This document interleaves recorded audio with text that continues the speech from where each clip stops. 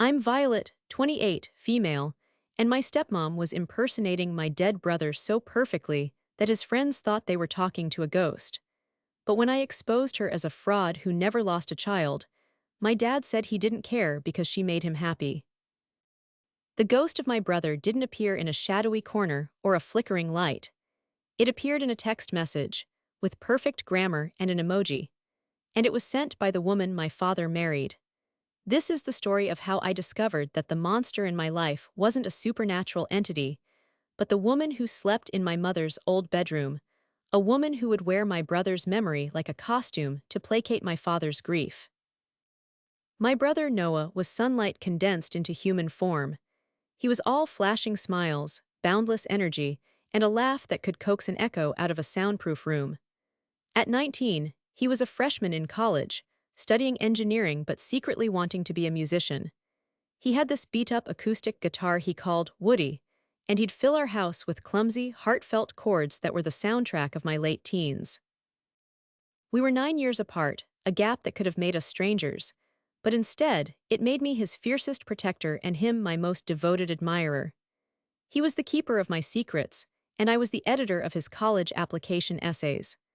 Our bond was woven from late-night talks, shared pizzas, and the unspoken understanding that we were the two halves of a whole, a legacy of our mother, who we'd lost to cancer when Noah was just 12. The accident that took him was as senseless and cruel as a line of code randomly deleted from the universe. A rainy night, a slick road, a driver who ran a red light. The phone call came at 2 a.m., a time when only tragedy calls. My father and I went to the hospital, but we were already too late. The light of our lives had been extinguished, and the silence he left behind was a deafening, physical presence. Grief hollowed out my father, David. He was a construction manager, a man of blueprints and solid foundations, but he crumbled as if his own footings had turned to sand. The laughter lines around his eyes deepened into trenches of sorrow. He'd wander through the house, his hand brushing against the frame of Noah's bedroom door, a lost ship in a sea of memory. I was grieving too, a sharp, stabbing pain that stole my breath, but I had to be the strong one. I managed the arrangements. I fielded the calls. I packed up the most painful reminders of Noah's vibrant life, all while my own heart felt like it had been scooped out with a spoon. For 2 years, the house was a mausoleum. We were two ghosts haunting the memory of a third. Then, Brenda appeared. Dad met her at a grief support group. At first, I was relieved. She was bubbly and attentive, and she brought color back into my father's gray world. She was in her early 50s, a few years younger than my dad, with a meticulously styled blonde bob and a smile that seemed permanently affixed to her face. She ran a small online boutique, selling handcrafted jewelry, which meant she had plenty of time to devote to my father. She'd cook for him, organize his chaotic garage, and listen for hours as he spoke about Noah. She seemed perfect. Too perfect. My reservations began as small, unsettling moments. The first major crack in her facade appeared about 6 months after she moved in. I came over for dinner, and she proudly showed me a new photo album she'd made, titled Our Family Story. I flipped through the first few pages, pictures of her and my dad, their trip to the coast, their first Christmas together. It was sweet. But then I turned a page and froze. It was a photo of my mother, me at age 10, and a baby Noah sitting on a pumpkin patch. Except my mother's face had been altered. Brenda, using what she called her fun photo editing software, had clumsily inserted a younger version of herself standing beside my dad, who wasn't even in the original photo. Her smiling, digital face hovered over my mother's shoulder like a specter. "What is this?" I asked, my voice barely a whisper. Brenda beamed. "I just wanted to feel like I was a part of the family's whole journey. I found the old pictures in a box and thought I could, join the story."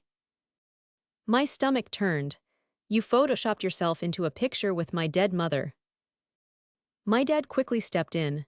"Violet, honey, it's a sweet gesture. She's trying to connect with our past. Don't be so sensitive." I looked at him, at his desperate need to believe in this manufactured happiness, and I let it go. But I couldn't unsee it. She wasn't connecting with our past, she was trying to overwrite it. The second incident was about Noah's room. I had insisted we keep it just as he left it. His posters on the wall, his guitar in the corner, his unmade bed. It was a sanctuary, a place where his energy still lingered. Brenda called it a shrine, and told my father it was unhealthy for him to I've with such a constant reminder. He needs to heal, Violet, she'd said, her voice dripping with syrupy concern.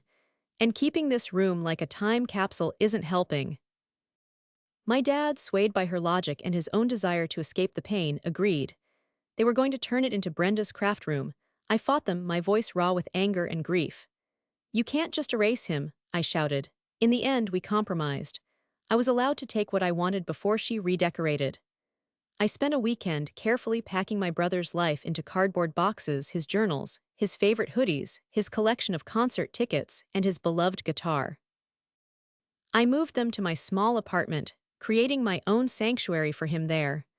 When I saw the room a month later, it was painted a sterile beige, filled with spools of thread and bins of plastic beads. The ghost of Noah had been evicted. The third and most insidious pattern was how Brenda began to co-opt my brother's life. When her friends or distant relatives would visit, she would tell stories about Noah as if she had been there. She'd talk about our boy and how proud she was of his academic achievements. She'd recount the time he won his middle school science fair, a story my dad must have told her, but she'd add her own little flourishes, getting key details wrong that only I would ever notice. She said he won with a volcano. It was a model of a bridge. She said his favorite band was one I'd never heard him mention. It was subtle like a forgery, and it made my skin crawl. She was stealing memories she hadn't earned, curating a version of our family story where she was a central character, a grieving mother figure to a boy she had never met. My father, basking in the warmth of any mention of his son, never seemed to notice. He just saw a woman who loved Noah as much as he did. I saw a thief. Life settled into a tense, fragile rhythm. I visited my dad and Brenda out of obligation, our conversations shallow and carefully curated to avoid any emotional landmines. I focused on my graphic design work, losing myself in color palettes and kerning, creating clean, orderly worlds on my screen to escape the messiness of my own. My apartment, with Noah's guitar leaning against the wall, was my fortress of solitude and memory. The boxes of his things were neatly stacked in my closet, a tangible archive of the person he was, safe from Brenda's revisionist history. Then, on a Tuesday afternoon, my phone rang. It was Alex, one of Noah's best friends from high school. He and Noah had been inseparable, a chaotic duo bonded by a shared love of video games and terrible action movies. I hadn't spoken to Alex in over a year, not since the memorial service. Violet, hey, it's Alex, he said. His voice was strained, thin and reedy, like a signal struggling to find its tower. He sounded nothing like the confident, boisterous kid I remembered. Alex, it's so good to hear from you. How are you? I asked, trying to inject some warmth and normalcy into the call. I don't know, he stammered. This is going to sound completely insane, like call the men in white coats insane. I sat up straighter in my office chair. Okay, try me. He took a deep breath. I've been getting messages from Noah. The world tilted slightly. What do you mean, from his old number? No, from his old social media account. The one he used all the time. At first, I thought it was just a bot or a hack. You know, one of those check out this cool link, spam things, so I just ignored it. I nodded, even though he couldn't see me. That makes sense. Those old accounts get hacked all the time. That's what I thought, Alex continued, his voice cracking. But then the messages got specific. The first one just said, hey. I deleted it. A week later, another one. Miss you guys. I blocked the account. But then it messaged my other account. It knew my backup profile. A cold dread, heavy and metallic, began to pool in my stomach. What did it say? It said, dude, stop blocking me, it's me. I was freaked out, so I replied. I said, who is this? This isn't funny. And the reply came back instantly. It said, prove it, ask me anything. Alex paused, and I could hear his shaky exhale. So, I did. I asked him something only Noah would know. I asked him what we nicknamed our history teacher, Mr. Davison. Gremlin face, I whispered, the memory surfacing instantly. Noah had come up with it. Yeah, Alex said, his voice thick with emotion. The message came back in 2 seconds. Gremlin face. No caps, just like Noah used to type. Then it sent another one. Remember when we broke Mr. Henderson's window with the baseball? My heart hammered against my ribs. I remembered that day. My dad had been furious. Alex, who else knew that story? No one, just me, Noah, and you, probably. It wasn't something we advertised. It kept going. It mentioned the secret handshake we had in 10th grade. It brought up the name of the girl he had a crush on in summer camp. It's been happening for a month now, and I'm losing my mind. A few of the other guys are getting them too. We're all terrified. It feels like him. It sounds like him. It's like we're talking to a ghost. My mind raced, trying to find a logical explanation. A hacker, but not just any hacker. A hacker who had somehow gained access to Noah's private journals, his deepest memories. Could he have shared his password with someone? A girlfriend I didn't know about. Did he ever give his password to anyone? I asked, desperation creeping into my voice. Never, Alex said firmly. He was super private about that stuff. He wouldn't even tell me. I felt a wave of nausea. The rational part of my brain was at war with the creeping horror of Alex's story. A part of me, a tiny, grieving part, wanted to believe it. That somewhere, somehow, Noah was reaching out. But the logical part of me knew better. This wasn't a ghost. This was something else, something cruel. Can you send me screenshots? I asked, my voice small. Yeah, of course. A moment later, my phone buzzed. A series of images appeared on my screen. I saw Noah's familiar profile picture, a goofy selfie he'd taken at the beach, his hair messy with salt spray. And underneath it, the stream of messages. The casual, lowercase typing. The specific, slang-filled phrases. It was him. It was a perfect, chilling imitation. My eyes scanned the lines of text, each one a tiny stab to my heart. Yo, remember that time with the raccoon in the garage? Dude, that movie we saw was epic. Tell my sister not to worry. I scrolled down, my thumb trembling. And then I saw it. The last message Alex had received, sent just an hour ago. A message that seemed to be directed at me, through him. A message that referenced a secret that belonged only to the two of us. When we were kids, I had tried to explain the vastness of the universe to a 7-year-old Noah. Overwhelmed, he had imagined the world resting on the back of a giant, cosmic turtle, a safe and steady vessel navigating the darkness of space. It became our private joke, our shorthand for feeling safe when the world felt too big and scary. Don't worry, one of us would say to the other, the cosmic turtle's got us. I read the message on my screen, and the air left my lungs in a single, silent gasp. Tell Vi not to worry about the cosmic turtle.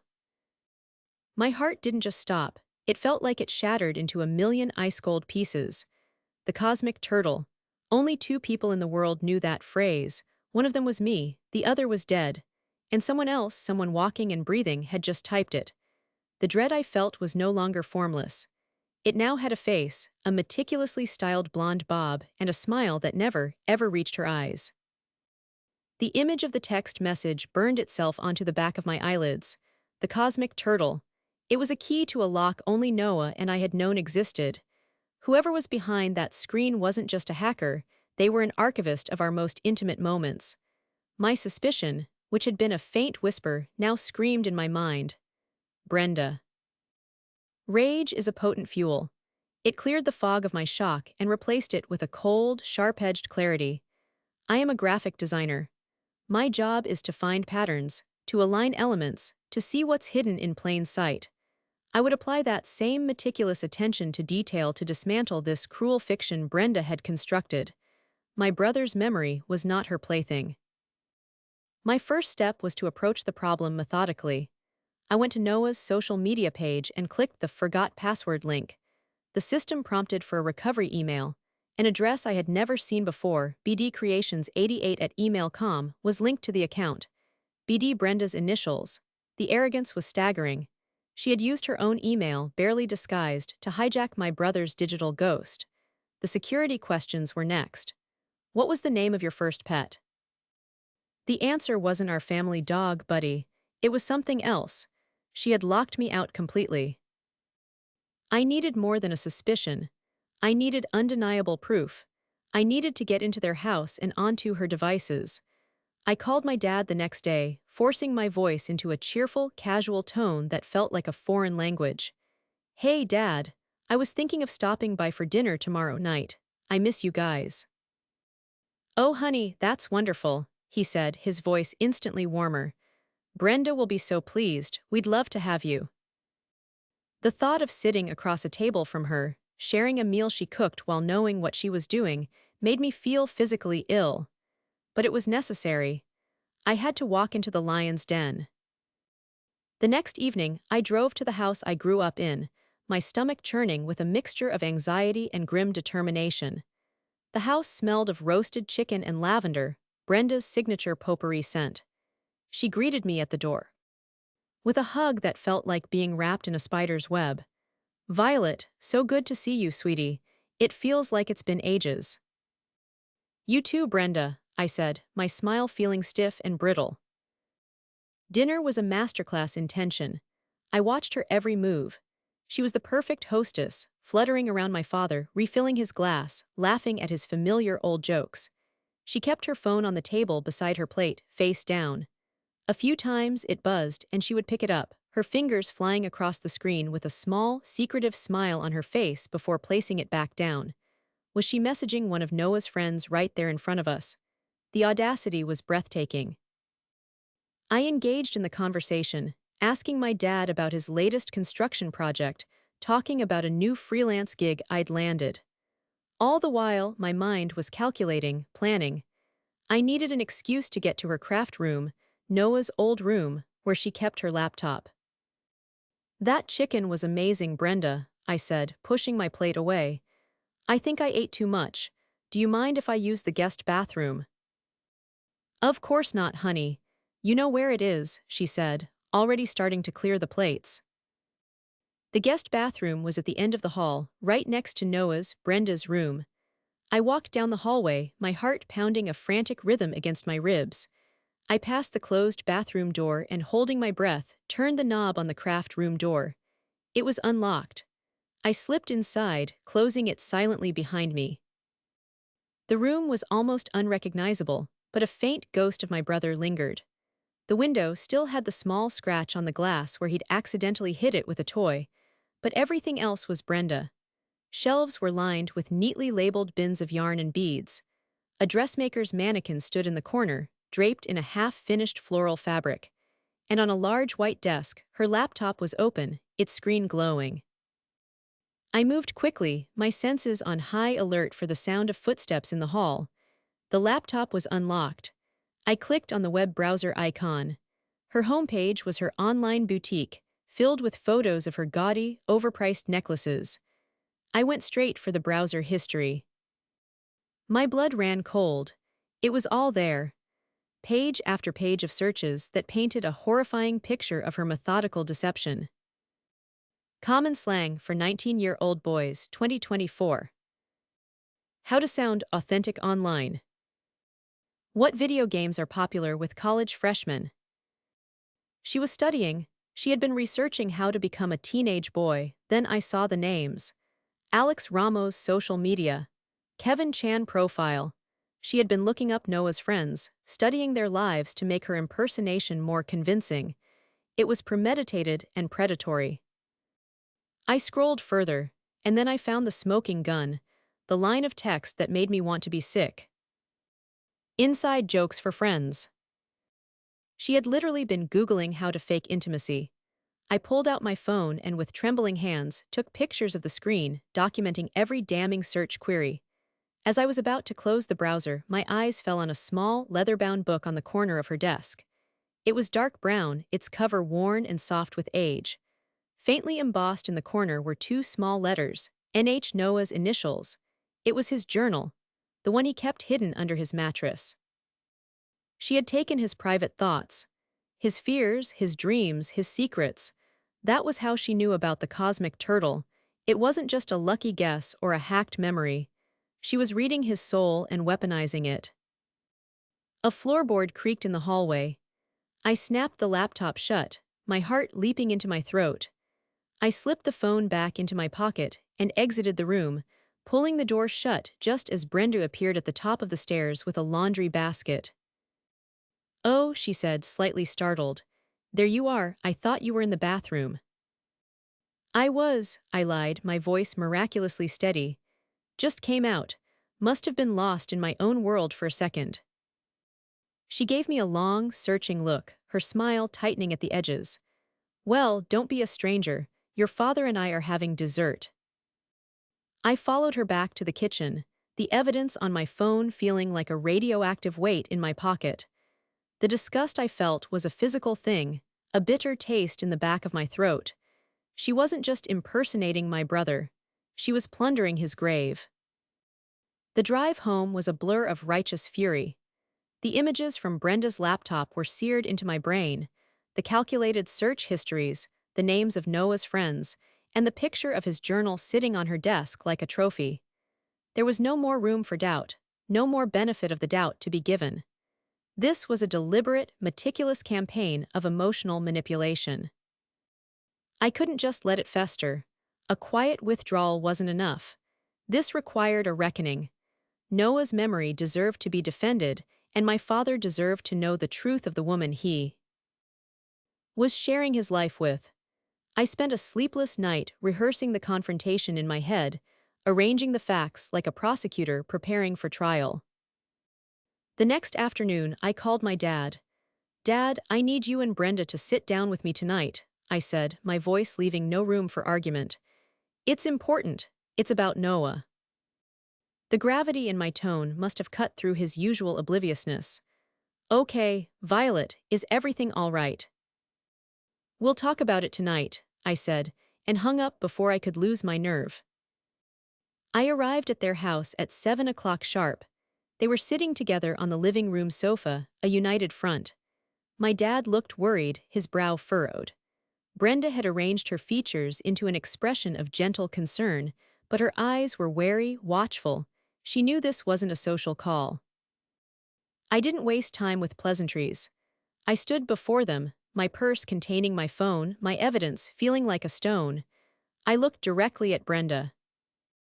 "Why are you pretending to be my dead brother online?" The question hung in the air, sharp and heavy. Brenda's mask of concern shattered, replaced by a flawless impression of shocked, wounded innocence. She gasped, placing a hand over her heart. "Violet, what on earth are you talking about? That is a horrible thing to say." My father immediately jumped in, his voice rising. "Violet, what is wrong with you? Apologize to Brenda right now. That is a disgusting accusation." "It's not an accusation," I said, my voice dangerously calm. I pulled out my phone. "It's a fact." I started with the foundation of my case. I told them about Alex's call, about the messages, about how they started off general and then became unnervingly specific. Brenda shook her head, murmuring, "Oh, that poor boy, he must be so confused. It's probably some cruel hacker."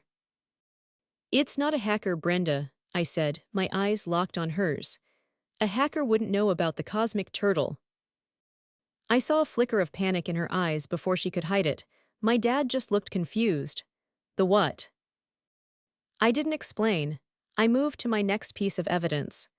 When I tried to recover Noah's account, the recovery email was bdcreations88@email.com. "Your initials, Brenda, your boutique." Her face paled. That's a coincidence. It could be anyone." "Could it?" I said, taking a step closer. And then I played my trump card. I opened the photo gallery on my phone and showed them the pictures I had taken of her laptop screen. The search history, his friends' names, how to sound like a 19-year-old boy. The silence in the room was absolute. My dad stared at the phone, his face a canvas of disbelief and dawning horror. Brenda's facade completely crumbled. There were no more denials, no more feigned shock. Her face crumpled, and she buried it in her hands, her shoulders beginning to shake with what appeared to be convulsive sobs. My dad, stunned into muteness, looked from my phone to his weeping wife. His anger at me seemed to evaporate, replaced by a profound confusion. "Brenda, is this true?" This was the moment. Her back was against the wall, the evidence irrefutable. And so she pivoted. She looked up, her face streaked with tears, her expression one of utter, tragic brokenness. This was not the confession of a perpetrator. This was the performance of a victim. "Yes," she whispered, her voice choked with sobs. "It's true, I did it." She turned her tear-filled eyes to my father, reaching for his hand. "Oh, David, I'm so sorry, I never wanted to hurt anyone. I was just so broken." She then launched into the most elaborate, heart-wrenching story I had ever heard. She told us that when she was very young, just 20, she had a baby boy. His name was Daniel. He was perfect, she said, but he was born with a weak heart. He had died in her arms when he was only 6 months old. She claimed the grief had shattered her, leading to the end of her first marriage and decades of silent pain. "I never told anyone," she wept, clutching my father's hand like a lifeline. "The pain was too much. But when I met you, David, and I heard about the beautiful son you lost, I felt a connection. I saw your pain, and it was my pain." I stood there, frozen, watching this grotesque theater unfold.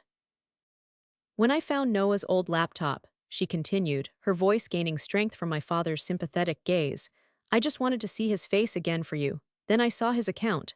I saw his friends writing on his wall saying they missed him. And I did something crazy. I thought I could keep his spirit alive. For them, for you, and for me. It was like I could talk to the son I never got to see grow up. It was like protecting a little piece of Noah for you, David. I was just trying to help everyone heal." The narrative was brilliant in its wickedness.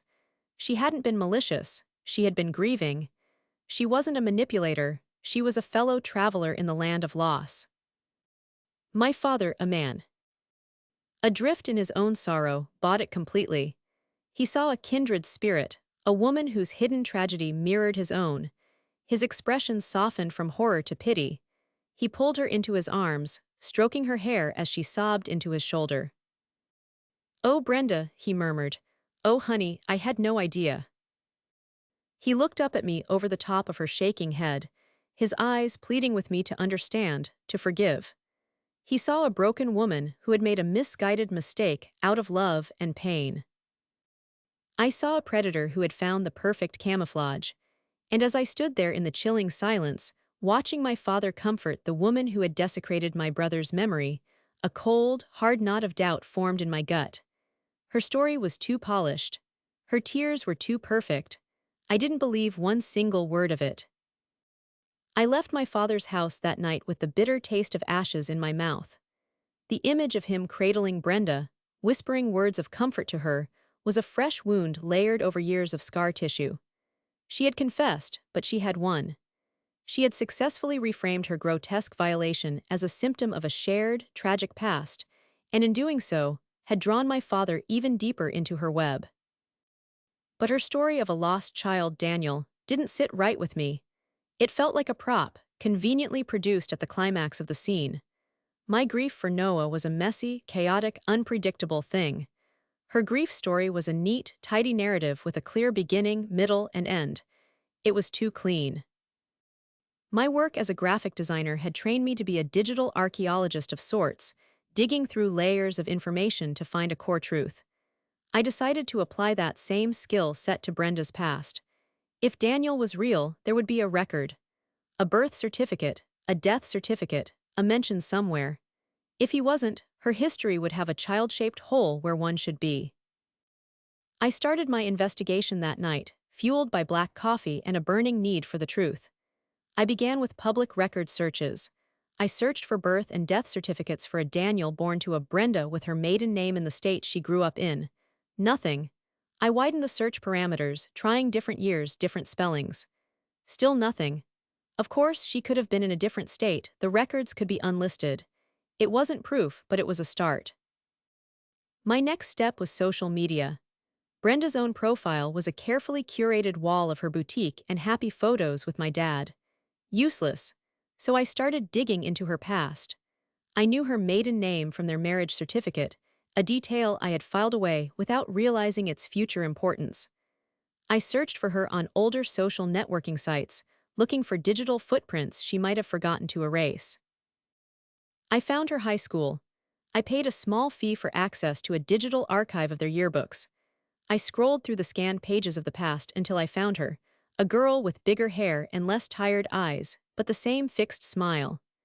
I started looking through the names of people who had signed her yearbook page, cross-referencing them on modern social media. It was tedious, painstaking work, like assembling a puzzle with a million gray pieces. The breakthrough came a week later. I found a public Facebook profile belonging to a woman named Karen who had posted a Throwback Thursday photo from a wedding. The caption read, "My first time as a maid of honor. Look at us, Brenda, so young and clueless." It was Brenda's first wedding, long before she met my dad. Karen, the maid of honor, seemed to be an open book online. Her profile was public, filled with photos of her kids, her grandkids, her vacations. She was a chronic oversharer. She was perfect. Crafting the message to her was like designing a logo for a deceitful company. It had to be friendly, plausible, and completely disarming. I created a new, anonymous social media profile using a generic name and a stock photo of a flower. Then, I sent the message. "Hi Karen," I wrote. "This is a total blast from the past, and you probably don't remember me, but my name is Jennifer. I knew Brenda years and years ago. We worked together for a summer at that little cafe downtown. I was so sorry to hear her first marriage ended. I live out of state now but was thinking about old times and decided to look her up. It's so great to see she's happy."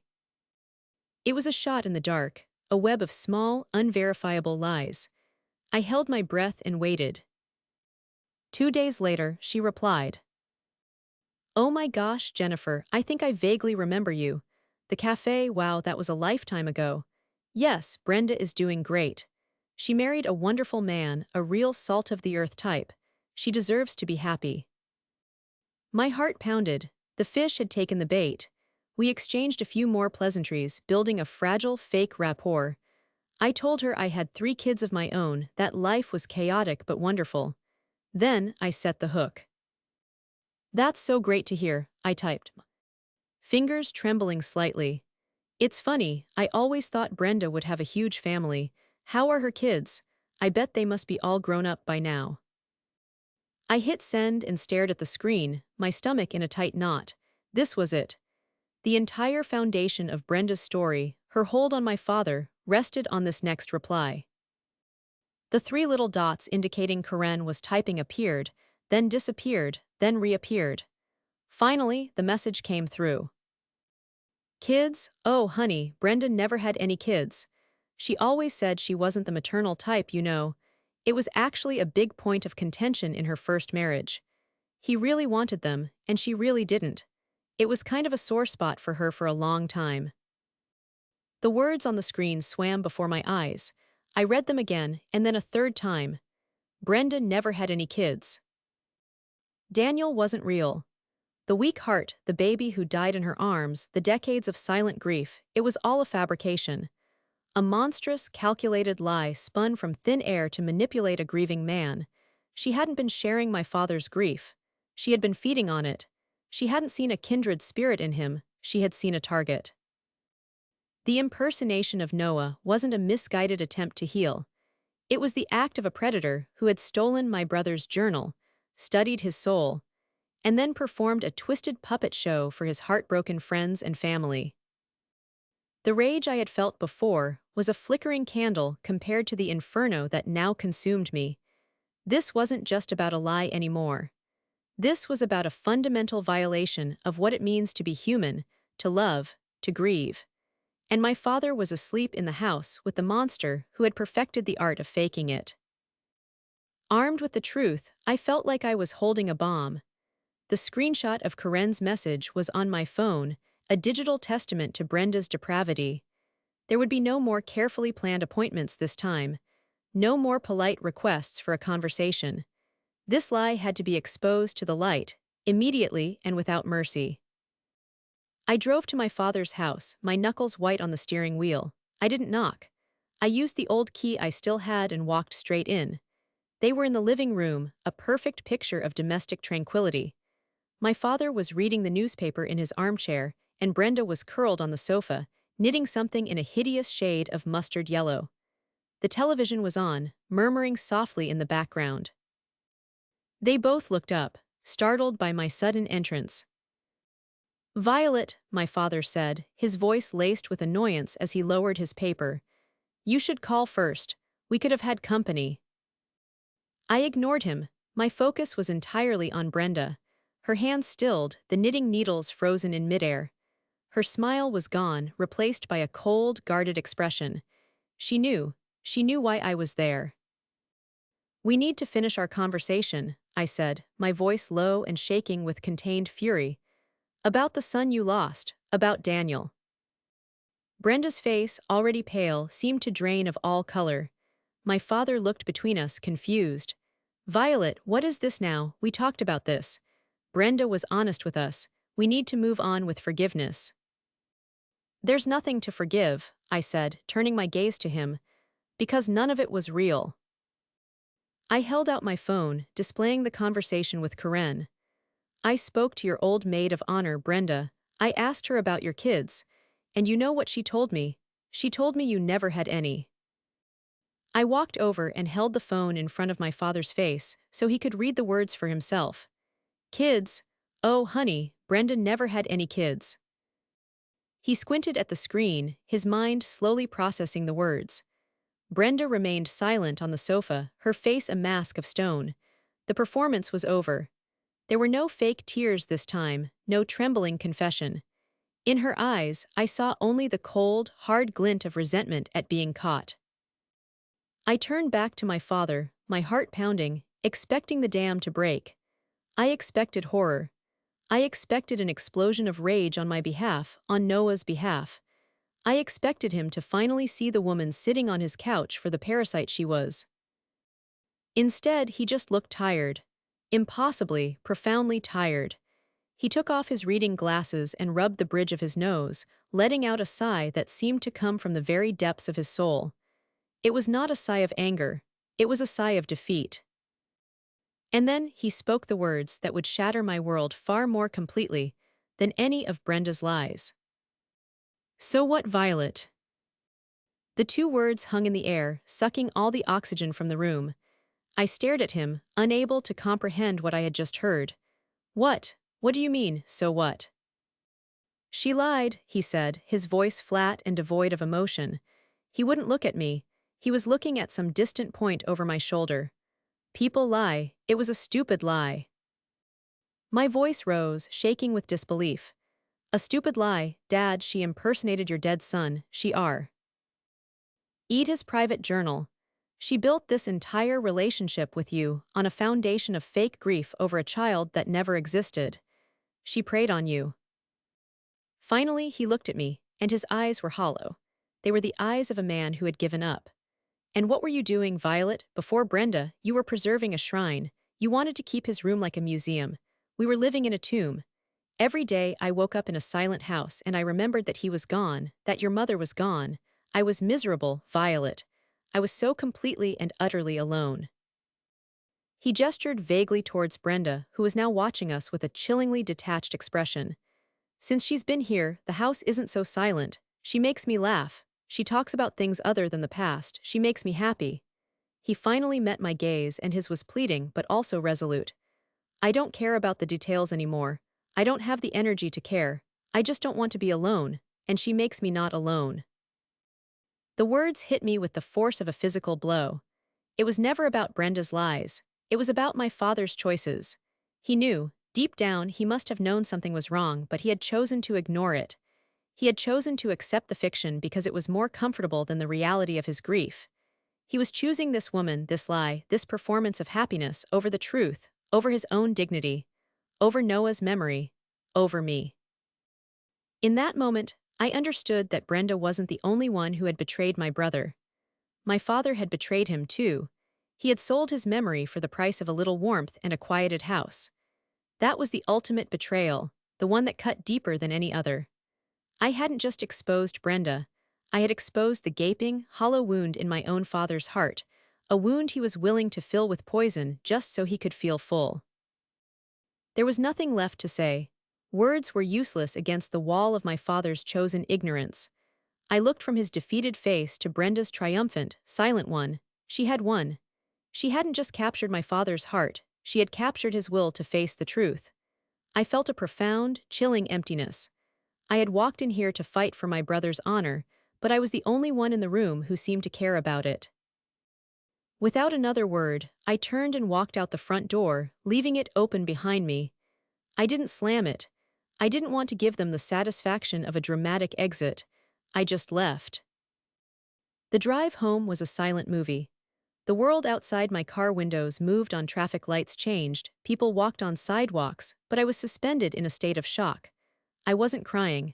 The grief was too deep, too fundamental for tears. It felt like a tectonic shift had occurred inside me, rearranging my entire understanding of family and loyalty. I had lost my brother 5 years ago. That night I lost my father too. The next few days passed in a gray haze. I called out of work, telling my boss I had a family emergency, which felt like the understatement of the century. I sat in my quiet apartment, staring at Noah's guitar in the corner. He had been stolen from us once by fate. Now, his memory was being held hostage by my father's weakness and a cruel woman's deceit. I knew I had to tell his friends. They deserved to know the truth behind the ghost in their messages. I called Alex first. I told him everything, from the browser history to the fake story of the lost child, to my father's final, devastating words. He was silent for a long time on the other end of the line, and then he just said, "I'm so sorry, Vi, that's monstrous." Telling them was painful, but it was also a strange kind of relief. Hearing their horrified reactions validated my own. We weren't crazy. We weren't being overly sensitive. What Brenda did was objectively, fundamentally wrong. We spent an hour on a group call, not talking about Brenda, but talking about Noah. We shared real memories, the time he tried to dye his hair blue and it came out a swampy green, his terrible but earnest poetry, the way he would hum off-key when he was concentrating. We laughed, we cried. And for the first time in a long time, it felt like we were truly honoring him, reclaiming him from the puppet master. My father's texts started coming the next day. The first one was simple. "Can we talk?" I ignored it. The second came a few hours later. "Don't do this, Violet, this is your family." I stared at the word family until it lost all meaning. The third text arrived late that night. "Brenda is very sorry." The idea that he was now acting as her spokesperson, trying to broker a peace that would allow her deception to stand, solidified my resolve.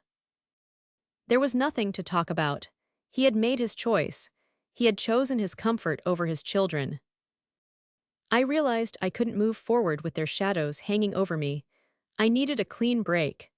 I spent a weekend packing up the last vestiges of my all-D life that were scattered throughout my apartment. Tucked away in a closet was a box of my mother's things, her favorite books, a few pieces of jewelry, a collection of old letters. These were things I couldn't bear to leave in that house, in Brenda's domain. I couldn't face going back there myself, so I called my best friend Sarah. Without asking for details, only knowing that my voice sounded broken, she agreed to go to the house for me.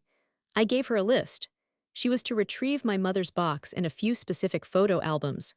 She texted me an hour later. "Got them. Your dad tried to talk to me, but I just said I was there for you. He looks awful, Vi." I felt a pang of something, pity, maybe, or the ghost of love, but it was quickly extinguished by the cold reality of his betrayal. My final act was to write a letter. Not an angry, accusatory one, but a sad, final one. I wrote that his decision to value Brenda's manufactured happiness over the truth of Noah's memory had created a wound that I didn't think could ever heal. I told him I would always love him as the father he once was, but I could not have a relationship with the man he had become, or the woman he had chosen. I sealed it in an envelope and left it in his mailbox. A new kind of peace has begun to settle in my life. It's a quieter, more solitary peace than I ever imagined for myself, but it's built on a solid foundation of truth. My family is smaller now. It's me, my memories, and the friends who loved Noah for who he really was. We keep him alive not by faking his voice, but by living our lives with a little more laughter, a little more music, a little more courage, the way he would have wanted. My father chose his silence. I choose to remember the sound of my brother's song. And for those of you watching and listening, maybe you're wondering what you would have done. How much truth are you willing to sacrifice for peace? At what point does forgiveness become enablement? It's a difficult line to draw. For me, the line was drawn at the memory of my brother. Some things are not for sale, not even for a father's happiness.